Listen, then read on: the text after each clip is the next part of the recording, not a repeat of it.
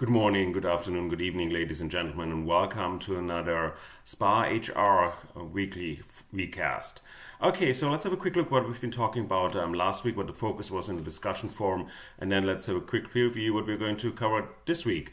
So last week, the discussion forum was really all about labor union, and it was once again very interesting to read all your comments and how much you're aware of that. Yes, currently unions are not something we need to worry too much about in the spa industry. However, in the future, there might be really some things we need to work on to either accommodate union requirements, or, as you so mentioned, if you lead and manage your spa properly, there might not be a need for a union. So thanks again for the great comments overall in the discussion forum. But let's have a couple of students see what they had to say.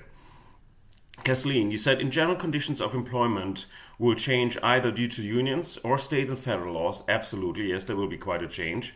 The education requirements are higher currently than they were in the past. You mentioned in the past it was enough to have like 200 or 300 hours of massage certifications. Well, now a lot of times it's 500, 750 hours. So the requirements are much higher, which equals also if you have higher education requirements, you should also be able to get higher pay.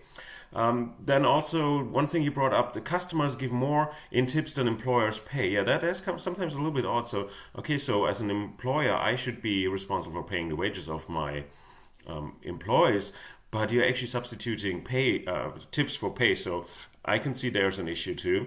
And then due to, for example, massage heights and massage envy, who are not have a national presence now, there might be the possibility that unions are going to be interested in the spa industry, because in the past we only had like small operators, maybe hotels were the bigger operators, but now national change like Massage Envy and Massage Heights, that could change.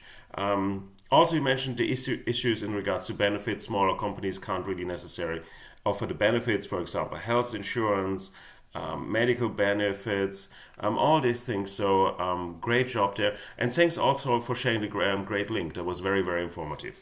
If you haven't had a chance, ladies and gentlemen, make sure you go to Kathleen's post and see what the link is all about. Okay, Marianne, you mentioned every manager should have a basic knowledge of labor law and how to manage people. Absolutely, I totally agree. And being plugged in having team and one-on-one meetings helps managers to understand where the team is, where they employees stay, and to stay also connected. And then last but not least, you mentioned if all mandatory regulations are followed, spas should not need to worry about the union coming in. Be mindful and thankful to have the staff. And again, I mentioned very eye-opening to have the conversation, I think, for most of you. 3 key takeaways. It's important that you treat employees the right way, the managers treat them the right way, with respect and dignity. Have benefits as much as possible available to employees, and then make sure that the pay is appropriate. Okay, what else? So this week we're going to talk really about OSHA law, Occupational Health and Safety Act, and then EAP's Employee Assistance Program. Pretty interesting things, especially OSHA, considering how physical the environment is for massage therapists. Reading chapter 12 is about health, safety, and EAPs. And the discussion forum this week is about reasons for having an EAP, so having an employee assistance program in place.